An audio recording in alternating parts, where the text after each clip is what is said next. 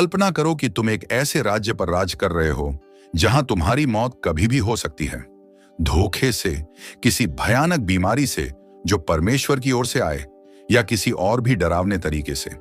आज हम यहूदा के राजाओं की सबसे चौंकाने वाली, हिंसक और रहस्यमयी मौतों को जानेंगे। कुछ घटनाएं तुम्हें अंदर तक हिला देंगी, इसलिए तैयार हो जाओ, क्योंकि यह कहानी कमजोर दिल वालों के लिए नहीं है। इस कहानी की शुरुआत होती है रहूब्याम से, जो महान राजा सुलेमान का बेटा था। उसे इज़राइल का सबसे महान और महिमामय राज्य विरासत में मिला था, लेकिन उसने जो सबसे पहला काम किया, उसी ने सब कुछ बदल दिया। उसने राज्य को बांट दिया। जब उत्तरी गोत्र उसके पास आए और उन्होंने उससे कर कम करने की विनती की, तो रहूब्याम ने घमंड में जवाब दिया, मेरे पिता ने तुम्हें कोड़ों से दंड दिया, मैं तुम्हें बिच्छुओं से दंड दूंगा। यही उसकी घातक गलती थी। उसी समय 10 गोत्र उसके खिलाफ खड़े हो गए और सुलेमान का एकजुट राज्य 2 हिस्सों में टूट गया, उत्तर में इस्राएल और दक्षिण में यहूदा। अब रहूब्याम के पास केवल 2 गोत्र बचे थे, लेकिन उसकी सजा यहीं खत्म नहीं हुई। उसके राज के 5वें वर्ष में मिस्र का राजा शिशक एक बड़ी सेना लेकर यहूदा पर चढ़ आया। सोचो, यरूशलेम की ओर बढ़ते हुए मिस्र के रथ, हर तरफ डर और विनाश का माहौल। शिशक ने सुलेमान के मंदिर को लूट लिया और सोने की ढालें तथा सारी पवित्र संपत्ति छीन ली। जो कुछ उसके पिता ने वर्षों में बनाया था, वह कुछ ही दिनों में चला गया। फिर रहूब्याम ने सोने की जगह पीतल की ढालें बनवा दी। यह महिमा से गिरकर अपमान तक पहुंचने जैसा था। उसकी मृत्यु के बारे में लिखा है कि वह अपने पुरखों के साथ सो गया, लेकिन 17 साल तक लगातार युद्ध और अपमान देखने के बाद क्या वह सच में शांति से मरा? कुछ लोग मानते हैं कि वह बीमारी से मरा, जबकि कुछ कहते हैं कि तनाव और शर्म ने उसे खत्म कर दिया। वह इस सच के साथ मरा कि उसने अपने पिता की विरासत को खुद नष्ट कर दिया। इसके बाद उसका बेटा अबिय्याह राजा बना, जिसने केवल 3 साल तक राज किया, लेकिन उसके ये 3 साल बहुत ही तीव्र और युद्ध से भरे थे। उसने इज़राइल के राजा यारोबाम का सामना किया, जिसकी सेना उससे दोगुनी थी। 4 लाख के सामने 8 लाख सैनिक, लेकिन अबिय्याह को परमेश्वर पर पूरा भरोसा था। उसने युद्ध से पहले एक जोरदार भाषण दिया, तुम सोने के बछड़ों को अपना देवता मानते हो, लेकिन हमारे साथ सच्चा परमेश्वर है। जब यारोबाम का ध्यान भटका हुआ था, तब अबिय्याह ने चाल चली। उसने सामने और पीछे दोनों तरफ से एक साथ हमला कर दिया। इस युद्ध में 5 लाख इजरायली सैनिक मारे गए। यह एक भयानक नरसंहार था। यारोबाम इस हार से कभी उभर नहीं पाया और बाद में परमेश्वर ने उसे मार डाला। लेकिन अबिय्याह भी अपनी जीत का आनंद लंबे समय तक नहीं ले पाया। उसने केवल 3 साल राज किया और फिर उसकी मृत्यु हो गई। उसकी मौत कैसे हुई, इसका स्पष्ट वर्णन नहीं है। कुछ लोग बीमारी कहते हैं और कुछ मानते हैं कि युद्ध के घाव ही कारण बने। बस 3 साल की महिमा और फिर सब समाप्त। अब आता है आसा, जो दूसरों से अलग था। उसने 41 साल तक राज किया और वह परमेश्वर की दृष्टि में सही ठहरा। उसने मूर्तियों को नष्ट किया, मंदिर से वेश्याओं को निकाल दिया और यहां तक कि अपनी दादी को भी पद से हटा दिया, क्योंकि उसने एक घिनौनी मूर्ति बनाई थी। वह किसी भी तरह का समझौता नहीं करता था। जब एक बहुत बड़ी इथियोपियाई सेना लगभग 10 लाख सैनिक के साथ उसके खिलाफ आई, तो आसा ने प्रार्थना की, हे प्रभु, तेरे समान सहायता करने वाला कोई नहीं। तब परमेश्वर ने उन दुश्मनों को पूरी तरह पराजित कर दिया। लेकिन फिर उसकी कहानी में एक अंधेरा मोड़ आया। उसके 36वें साल में इस्राएल के राजा ने यहूदा पर हमला किया। इस बार आसा ने परमेश्वर पर भरोसा नहीं किया, बल्कि सीरिया के राजा को धन देकर उसे इस्राएल पर आक्रमण करने के लिए उकसाया। यह योजना सफल रही, लेकिन परमेश्वर ने एक भविष्यवक्ता को भेजा, जिसने कहा, तूने प्रभु पर भरोसा नहीं किया, इसलिए अब से तेरे जीवन में युद्ध होंगे। लेकिन आसा ने उस भविष्यवक्ता को जेल में डाल दिया। फिर उसके 39वें साल में उसके पैरों में एक भयानक बीमारी हो गई। यह बीमारी इतनी गंभीर थी कि उसके पैर सड़ने लगे। क्या उसने परमेश्वर को खोजा? नहीं, उसने केवल वैद्यों पर भरोसा किया। 2 साल तक वह भयानक पीड़ा में रहा और अंत में 41वें साल में उसकी मृत्यु हो गई। इसके बाद यहोशापात आता है, जो एक अच्छा राजा था। उसने पूरे यहूदा में लोगों को परमेश्वर की व्यवस्था सिखाने के लिए शिक्षक भेजे। आसपास के राष्ट्र उससे इतने डरते थे कि वे उससे लड़ने की बजाय उसे भेंट देते थे। लेकिन उसने एक बड़ी गलती की। उसने इजराइल के दुष्ट राजा अहाब से मेल कर लिया। अहाब की पत्नी इजेबेल थी, जो बहुत ही क्रूर रानी थी। यहोशापात ने अपने बेटे का विवाह अहाब और इजेबेल की बेटी से कर दिया। यह निर्णय उसके वंश के लिए अभिशाप बन गया। वह अहाब के साथ युद्ध में गया और लगभग मारा ही गया था, लेकिन परमेश्वर ने उसे बचा लिया। उसी युद्ध में एक तीर अहाब को लगा और वह मर गया। बाद में एक भविष्यवक्ता ने उसे कहा, क्या तू दुष्टों की सहायता करता है और उनसे प्रेम करता है जो प्रभु से बैर रखते हैं? लेकिन नुकसान हो चुका था। बाद में उसने अहाब के बेटे के साथ मिलकर जहाज बनाए, लेकिन परमेश्वर ने उन सभी जहाजों को समुद्र में नष्ट कर दिया। उसकी मृत्यु शांति से हुई।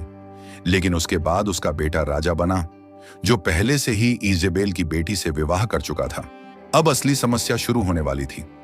अब कहानी पहुंचती है यहोशापात के बेटे यहोराम पर, और यहां से हालात तेजी से बिगड़ते हैं। यहोराम ने जैसे ही राज संभाला, सबसे पहले उसने अपने ही 6 भाइयों को मार डाला ताकि उसके खिलाफ कोई खड़ा ना हो सके। उसने अपने ही परिवार का खून बहाकर अपनी गद्दी सुरक्षित की। वह अहाब और इजेबेल की बेटी अतल्याह से विवाह कर चुका था, और उसी के प्रभाव में उसने यहूदा को पूरी तरह बुराई की ओर मोड़ दिया।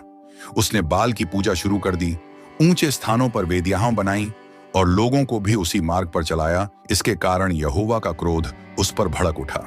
एदोम और लिब्ना ने उसके विरुद्ध विद्रोह किया और वह अपने राज्य के कुछ हिस्से खो बैठा। फिर पलिश्तियों और अरबों ने उस पर चढ़ाई की, यरूशलेम को लूट लिया, उसके घर की सारी संपत्ति ले गए, उसकी पत्नियों और पुत्रों को भी बंदी बना लिया।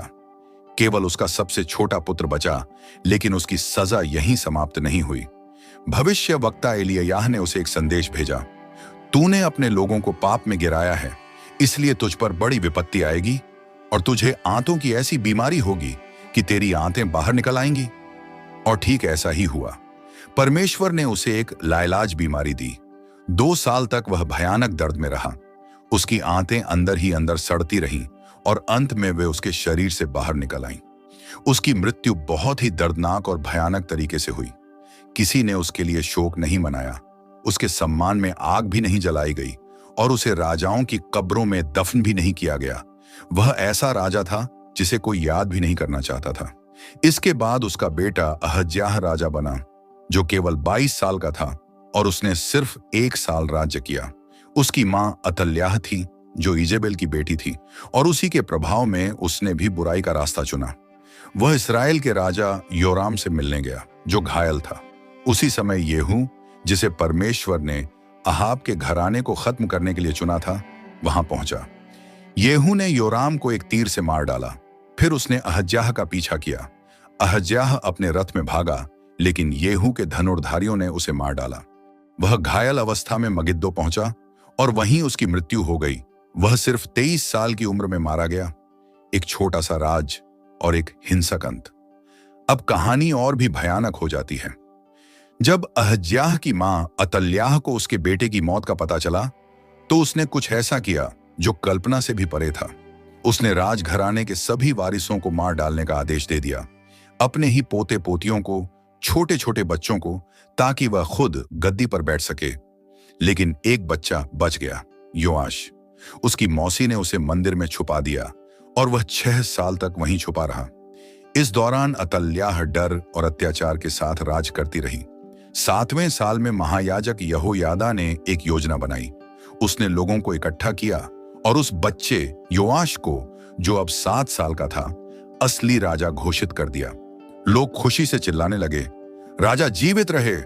जब अतल्याह ने यह शोर सुना तो वह मंदिर में दौड़ी। जब उसने उस बच्चे को सिंहासन पर देखा तो वह चिल्लाई, राजद्रोह, राजद्रोह। लेकिन अब देर हो चुकी थी। यहोयादा ने आदेश दिया, उसे मंदिर से बाहर ले जाओ और मार डालो। उसे पकड़कर महल के पास ले जाया गया और वहीं उसे मार दिया गया। उसका अंत वैसा ही था जैसा उसके कर्म, खून और हिंसा से भरा हुआ। इसके बाद योआश राजा बना, जो बचपन में चमत्कारिक रूप से बचाया गया था। जब तक महायाजक यहोयादा जीवित रहा, योआश ने सही रास्ता अपनाया। उसने मंदिर की मरम्मत करवाई और परमेश्वर का अनुसरण किया। लेकिन जैसे ही यहोयादा की मृत्यु हुई, सब कुछ बदल गया। यहूदा के सरदारों ने राजा योआश को भटका दिया। और उसने फिर से मूर्ति पूजा शुरू कर दी। परमेश्वर ने उसे चेतावनी देने के लिए भविष्यद्वक्ताओं को भेजा, लेकिन उसने उनकी नहीं सुनी। तब यहोयादा का पुत्र जकरयाह उसके सामने खड़ा हुआ और बोला, तू क्यों यहोवा की आज्ञाओं का उल्लंघन कर रहा है? लेकिन योआश ने क्या किया? उसने उसी जकरयाह को, जिसके पिता ने उसकी सहायता की थी, यहोवा के भवन के आंगन में पत्थरों से मरवा दिया। मरते समय जकरयाह ने कहा, यहोवा इसे देखे और इसका बदला ले। और ऐसा ही हुआ। उसी वर्ष अराम अर्थात सीरिया की सेना आई। उनकी सेना छोटी थी, लेकिन उन्होंने यहूदा की बड़ी सेना को हरा दिया और योआश घायल हो गया। जब वह अपने बिस्तर पर पड़ा था, तब उसके अपने ही सेवकों ने उसके खिलाफ साजिश रची और उसे मार डाला। उसी जकरयाह के खून का बदला लेने के लिए उसे राजाओं की कब्र में भी दफन नहीं किया गया। एक बच्चा जो चमत्कारिक रूप से बचा था, अंत में विश्वासघात से मारा गया। इसके बाद अमस्याह राजा बना। उसने शुरुआत अच्छी की। उसने अपने पिता के हत्यारों को मार डाला, लेकिन उनके बच्चों को नहीं मारा, क्योंकि उसने मूसा की व्यवस्था का पालन किया। फिर उसने 3 लाख सैनिकों की सेना तैयार की और इस्राएल से 1 लाख भाड़े के सैनिकों को भी पैसे देकर बुलाया। लेकिन एक भविष्यवक्ता ने उससे कहा, इन इस्राएलियों को अपने साथ मत ले जा, क्योंकि परमेश्वर उनके साथ नहीं है। अमस्याह ने पूछा, तो जो पैसे मैंने दे दिए उनका क्या होगा? तब भविष्यवक्ता ने कहा, परमेश्वर तुझे उससे कहीं अधिक दे सकता है। तब उसने उन सैनिकों को वापस भेज दिया। वे गुस्से में रास्ते में यहूदा के शहरों को लूटते हुए चले गए। लेकिन अमस्याह ने एदोम के विरुद्ध युद्ध जीता। उसने 10,000 लोगों को युद्ध में मारा और 10,000 को जीवित पकड़कर चट्टान की छोटी से नीचे फेंक दिया, और वे सब चूर चूर हो गए। लेकिन जीत के बाद उसने एक बहुत बड़ी गलती की। वह एदोम के देवताओं को लेकर आया और उनकी पूजा करने लगा। तब परमेश्वर ने एक भविष्यवक्ता को भेजा, जिसने पूछा, तू उन देवताओं की पूजा क्यों करता है जो अपने लोगों को बचा नहीं सके? लेकिन अमस्याह ने उसे मारने की धमकी दी। फिर घमंड में आकर उसने इजराइल के राजा को युद्ध के लिए ललकारा। तब इस्राएल के राजा ने उसे एक दृष्टांत के द्वारा संदेश भेजा। एक कंटीली झाड़ी ने देवदार से विवाह करने की सोची, लेकिन एक जंगली पशु ने आकर उसे रौंद डाला, लेकिन अमस्याह ने नहीं सुना। युद्ध हुआ और यहूदा बुरी तरह हार गया। अमस्याह को पकड़ लिया गया, यरूशलेम की दीवार तोड़ी गई और यहोवा के भवन तथा राजमहल को लूट लिया गया। इसके बाद वह 15 वर्ष तक अपमान के साथ जीवित रहा। आखिरकार उसके खिलाफ साजिश हुई। वह लाखीश भाग गया, लेकिन लोग उसका पीछा करते हुए वहां पहुंचे और उसे मार डाला, एक विजेता राजा जो अंत में भागता हुआ मारा गया। अब हम आते हैं उज्जियाह पर, जो यहूदा के सबसे सफल और शक्तिशाली राजाओं में से एक था। उसने 52 साल तक राज किया। उसने यरूशलेम को मजबूत किया, शहर की दीवारें बनाई, मीनारें खड़ी की और यहां तक कि ऐसी मशीनें बनाई जो मीनारों और कोनों पर रखी जाती थीं, ताकि उनसे तीर और बड़े पत्थर फेंके जा सकें। उसकी ख्याति दूर दूर तक फैल गई। मिस्र तक लोग उसका नाम जानते थे। वह शक्तिशाली था, धनी था और सब उससे डरते थे। लेकिन यही उसकी सबसे बड़ी समस्या बन गई, उसका घमंड। अपनी ताकत और सफलता में वह इतना बढ़ गया कि उसने वह करने की कोशिश की जो केवल याजकों का काम था। वह यहोवा के भवन में घुसा और धूप की वेदी पर धूप जलाने लगा। तभी महायाजक अजर्याह 80 साहसी याजकों के साथ अंदर आया और उसे रोका। यह काम तेरा नहीं है, यह याजकों का काम है, मंदिर से बाहर निकल जा। लेकिन उज्जियाह गुस्से से भर गया और उसी समय जब वह गुस्से में था, उसके माथे पर कोढ़ निकल आया। तुरंत उसे यहोवा के भवन से बाहर निकाल दिया गया। वह खुद भी घबराकर बाहर निकल गया, क्योंकि यहोवा ने उसे कोढ़ से मार दिया था। इसके बाद वह जीवन भर कोढ़ी होकर अलग घर में रहा। उसका बेटा उसकी जगह राज करने लगा। 52 साल की महान शक्ति के बाद उज्जियाह का अंत पूरी तरह अकेलेपन और अपमान में हुआ। उसे राजाओं की कब्र में नहीं, बल्कि अलग स्थान पर दफनाया गया, क्योंकि लोग कहते थे वह कोढ़ी था। इसके बाद योताम आया, जो उन गिने चुने अच्छे राजाओं में से एक था, जिनके बारे में ज्यादा कुछ बुरा नहीं कहा जाता। उसने 16 साल राज किया और सही काम किया। उसने मंदिर का ऊपरी फाटक बनाया, दीवारों को मजबूत किया, शहर और किले बनाए। उसने अम्मोनियों को हराया और उनसे कई साल तक कर लिया। बाइबल कहती है कि वह इसलिए शक्तिशाली हुआ क्योंकि उसने अपने रास्तों को परमेश्वर के सामने ठीक रखा। उसकी मृत्यु शांति से हुई। वह अपने पुरखों के साथ सो गया। कोई बड़ा युद्ध, कोई बीमारी, कोई धोखा नहीं, बस एक शांत अंत। कभी कभी सही रास्ते पर चलना भले ही साधारण लगे, लेकिन वही सबसे सुरक्षित होता है। इसके बाद आहाज आया, जो अपने समय का सबसे बुरा राजा बन गया। उसने बाल के लिए मूर्तियां बनाई, हिन्नोम की तराई में धूप जलाया, और सबसे भयानक बात, उसने अपने ही बेटे को आग में चढ़ा दिया। उसने अपने ही बच्चे की बलि दी। इसके कारण परमेश्वर ने उसे उसके दुश्मनों के हाथ में दे दिया। अराम अर्थात सीरिया ने उसे हरा दिया और बहुत से लोगों को बंदी बना लिया। इस्राएल ने एक ही दिन में यहूदा के 1,20,000 लोगों को मार डाला और 2 लाख स्त्रियों और बच्चों को बंदी बना लिया। बाद में एक भविष्यवक्ता ने इस्राएलियों को डांटा और उन्होंने बंदियों को छोड़ दिया, लेकिन नुकसान हो चुका था। आहाज ने मदद के लिए अश्शूर के राजा को रिश्वत दी। उसने मंदिर और महल की संपत्ति निकाल कर दे दी, लेकिन अश्शूर ने उसकी मदद नहीं की, बल्कि उसे और दबाया। अपने दुख में भी आहाज सुधरा नहीं, वह और भी ज्यादा बुराई करने लगा।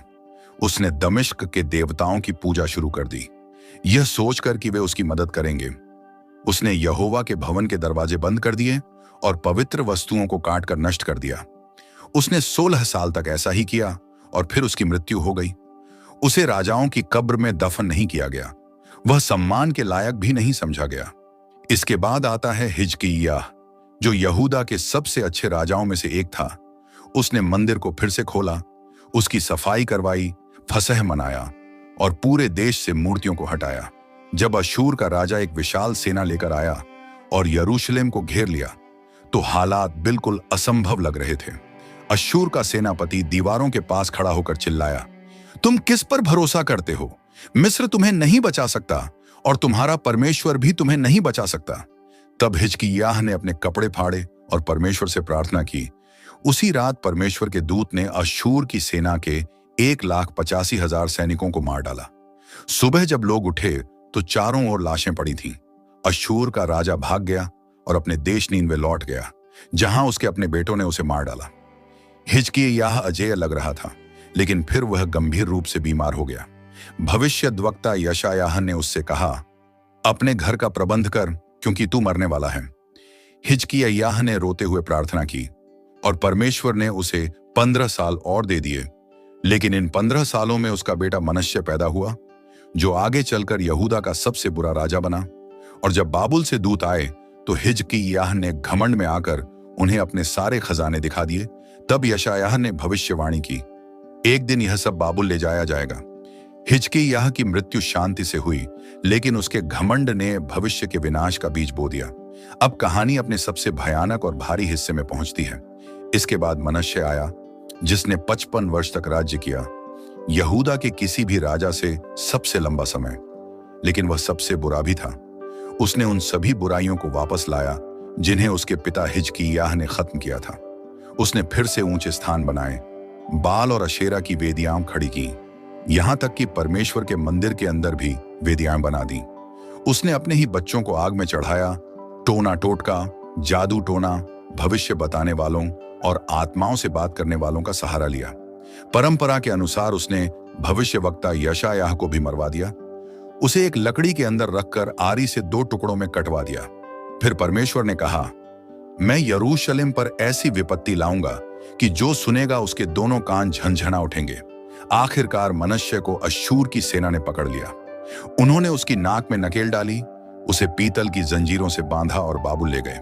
लेकिन वहां अपने दुख में मनश्शे ने खुद को नम्र किया और परमेश्वर से प्रार्थना की, और परमेश्वर ने उसकी सुनी। उसे वापस यरूशलेम लौटा दिया गया। लौटकर उसने विदेशी देवताओं को हटाया और परमेश्वर की वेदी को फिर से स्थापित किया। लेकिन नुकसान इतना गहरा हो चुका था कि अब वापसी पूरी तरह संभव नहीं थी। उसके पापों ने यहूदा को अंदर तक भ्रष्ट कर दिया था। उसकी मृत्यु के बाद उसे राजाओं की कब्र में नहीं, बल्कि उसके अपने घर के बगीचे में दफनाया गया। उसके बाद उसका बेटा आमोन राजा बना, लेकिन उसने अपने पिता के पहले वाले बुरे रास्ते को चुना। न कि बाद के पश्चाताप को उसने मूर्ति पूजा की और खुद को नम्र नहीं किया। उसने सिर्फ 2 साल राज किया और फिर उसके अपने ही सेवकों ने उसके खिलाफ साजिश रची और उसे उसके महल में मार डाला। लेकिन इसके बाद यहूदा के लोगों ने उन सभी साजिश करने वालों को मार डाला और उसके बेटे योशियाह को राजा बना दिया। अब आता है योशिय्याह, एक ऐसा राजा जो बहुत कम उम्र में राजा बना, लेकिन उसने बहुत बड़े काम किए। वह सिर्फ 8 साल का था जब उसने राज संभाला। 16 साल की उम्र में उसने परमेश्वर को खोजना शुरू किया और 20 साल की उम्र में उसने पूरे देश में सुधार शुरू कर दिए। उसने मूर्तियों को तोड़ा, वेदियों को गिराया और यहां तक कि मूर्ति पूजक याजकों की हड्डियों को उनकी ही वेदियों पर जला दिया। उसने यरूशलेम और यहूदा को शुद्ध किया। फिर 26 साल की उम्र में जब मंदिर की मरम्मत हो रही थी तो वहां व्यवस्था की पुस्तक मिली। जब वह पुस्तक उसे पढ़कर सुनाई गई तो उसने अपने कपड़े फाड़ दिए, क्योंकि उसे एहसास हुआ कि लोग परमेश्वर से कितने दूर हो चुके हैं। उसने पूरे राष्ट्र के साथ मिलकर वाचा को फिर से नया किया और परमेश्वर की ओर लौटने का निर्णय लिया। उसने ऐसा फसह मनाया जैसा बहुत समय से नहीं मनाया गया था। समूएल के समय के बाद से वैसा फसह नहीं हुआ था। बाइबल कहती है कि उसके जैसा राजा कोई नहीं था जिसने पूरे दिल, प्राण और शक्ति से परमेश्वर की ओर लौटकर उसका अनुसरण किया। लेकिन इसके बावजूद मनश्शे के पापों के कारण यहूदा पर न्याय तय हो चुका था। 39 साल की उम्र में मिस्र का फिरौन नको अश्शूर की ओर जा रहा था। योशिय्याह ने बिना जरूरत उसके रास्ते में खड़े होने का फैसला किया। फिरौन नको ने उसे संदेश भेजा, मैं तुझसे लड़ने नहीं आया हूं, परमेश्वर ने मुझे जल्दी जाने को कहा है, तू विरोध मत कर। लेकिन योशिय्याह ने नहीं सुना। उसने भेष बदलकर युद्ध में प्रवेश किया। धनुर्धारियों ने उसे घायल कर दिया। उसने कहा, मैं बहुत घायल हूं। उसे रथ में यरूशलेम लाया गया और वहीं उसकी मृत्यु हो गई। पूरे यहूदा ने उसका शोक मनाया और यिर्मयाह ने उसके लिए विलाप किया, एक महान राजा जो सिर्फ इसलिए मरा क्योंकि उसने एक चेतावनी को नहीं सुना। इसके बाद उसका बेटा यहोआहाज राजा बना, लेकिन उसने केवल 3 महीने राज किया। फिर फिरौन नको ने उसे हटा दिया, जंजीरों में बांधकर मिस्र ले गया और वहीं उसकी मृत्यु हो गई। सिर्फ 3 महीने का राज और पूरी जिंदगी कैद में खत्म। इसके बाद यहोयाकीम आया, जिसे मिस्र के फिरौन ने राजा बनाया था। वह एक कठपुतली राजा था और उसने बुराई की। उसने लोगों पर भारी कर लगाए ताकि मिस्र को कर दे सके। जब भविष्यवक्ता यिर्मयाह ने उसके खिलाफ भविष्यवाणी की तो उसने उस पुस्तक को टुकड़े टुकड़े करके आग में जला दिया। फिर बाबुल का राजा नबूकदनेस्सर आया और उसने उस पर अधिकार कर लिया। यहोयाकीम 3 साल तक उसका दास बना रहा। फिर उसने विद्रोह किया। तब परमेश्वर ने उसके खिलाफ कई राष्ट्रों को भेजा, कसदी, अरामी, मोआबी और अम्मोनी। यहोयाकीम की मृत्यु एक रहस्य बन गई। यिर्मयाह ने भविष्यवाणी की थी कि उसे गधे की तरह घसीटकर यरूशलेम के बाहर फेंक दिया जाएगा। कुछ कहते हैं कि उसे बाबुल ले जाया जा रहा था, लेकिन रास्ते में ही उसकी मृत्यु हो गई और उसका शरीर बिना सम्मान के फेंक दिया गया। इसके बाद यहोयाकीन आया, जो सिर्फ 18 साल का था और उसने भी केवल 3 महीने राज्य किया। फिर बाबुल के राजा ने यरूशलेम को घेर लिया और यहोयाकीन ने आत्मसमर्पण कर दिया। बाबुल ने उसे पकड़ लिया, यहोवा के भवन और राजमहल को लूट लिया और 10,000 लोगों को बंदी बनाकर ले गया। वह 37 वर्ष तक बाबुल में कैद रहा। बाद में बाबुल के राजा ने यहोयाकीन को रिहा किया, उसे सम्मान दिया और वह जीवन भर उसके साथ भोजन करता रहा। लेकिन वह कभी अपने देश वापस नहीं लौटा। उसका अंत निर्वासन में हुआ। अब आखिरी राजा आता है, सिदकिय्याह, यहूदा का अंतिम राजा। उसे बाबुल के राजा ने कठपुतली बनाकर बैठाया था, लेकिन उसने विद्रोह कर दिया। यह उसकी सबसे बड़ी गलती थी। बाबुल की सेना ने यरूशलेम को चारों ओर से घेरकर लगभग 2 वर्ष तक बंद रखा। अकाल इतना भयानक था कि माताएं अपने ही बच्चों को खाने लगीं। जब शहर की दीवारें टूट गईं तो सिदकिय्याह रात में भागने लगा, लेकिन बाबुल की सेना ने उसे पकड़ लिया। उसे नबूकदनेस्सर के सामने लाया गया और फिर जो हुआ वह सबसे भयानक था। उसके सामने ही उसके बेटों को मार डाला गया और उसके बाद उसकी आंखें निकाल दी गईं। आखिरी चीज जो उसने देखी वह उसके बेटों की मौत थी। फिर उसे जंजीरों में बांधकर बाबुल ले जाया गया, जहां वह जेल में ही मर गया। इसके बाद मंदिर जला दिया गया, यरूशलेम नष्ट कर दिया गया और दाऊद का राज खत्म हो गया। अंत में रहूबियाम से लेकर सिदकिय्याह तक 20 राजाओं ने यहूदा पर राज किया। कुछ शांति से मरे, कुछ धोखे से मारे गए, कुछ बहुत भयानक तरीकों से मरे। कुछ ने परमेश्वर पर भरोसा किया और सफल हुए और कुछ ने विद्रोह किया और नष्ट हो गए।